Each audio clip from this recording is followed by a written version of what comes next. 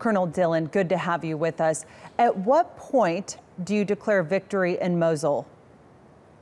Well, first of all, it's not the coalition that will declare victory. It will be the Iraqi people, and it'll be the Iraqi security forces, and it'll be the government of Iraq who gets to claim victory, because it's been their fight all along. The coalition has merely been here to support them all the way through, and we're going to continue to do that with our intelligence, surveillance, and reconnaissance, through our advisors, through our air and artillery strikes. But make no mistake about it, it's the Iraqis who deserve this victory. But what does that look like? Well, it is something that the Iraqi security forces will have to claim themselves. But we see the defeat of Daesh in Mosul as they can no longer subjugate the people. They can no longer continue to indiscriminately fire upon the civilians that are trying to flee. And the quicker we can get Iraqi security forces into and liberate the city to allow for humanitarian aid to get in to provide services to the people who greatly need it, that's when I think the Iraqi security forces can claim victory. What about bringing refugees back in and restoring order? Isn't that part of the victory? Well, again, that's one of the questions for the government of Iraq, but I think it's fair to say what we have seen in East Mosul is quite remarkable. There are schools and services and teachers back at work. 110,000 people have returned to their homes. So we have even seen on the west side of Mosul, as the forward line of troops continue to tighten inside of the final remaining ISIS-held territory, right behind that forward line of troops, people are coming back and trying to reestablish and get back to normalcy. Moscow said Friday that their forces may have killed Daesh's leader Abu Bakr al-Baghdadi in Syria. Do you think Baghdadi is still in Mosul? And if so, is he still important to the mission? Well, we certainly do not believe that he would be somewhere in Mosul. We don't think he would be somewhere in Raqqa, where we have concentrated our efforts with our partners. Baghdadi, if he's anywhere, is likely in a hole groveling somewhere and has very little to do with the overall effects of ISIS losing. ISIS losses are undeniable and irreversible.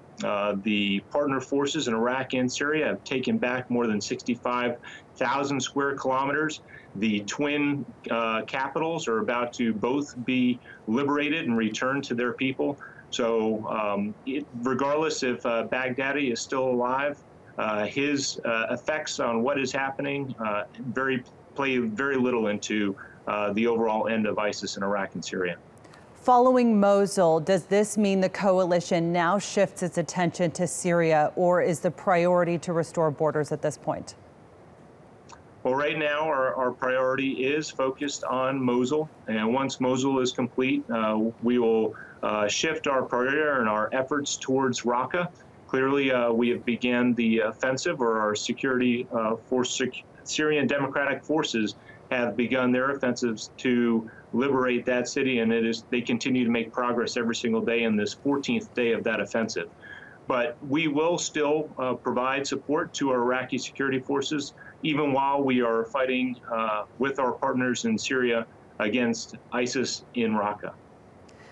And after defeating Daesh in Iraq, what happens to the coalition at that point? Does it disband? I think that is something that is to be discussed at the democratic or at the diplomatic levels. We know that we are continuing to train the Iraqi security forces. As of this morning, the number had reached 105,000, and much of that training is focused on what comes after the defeat of ISIS as a military organization.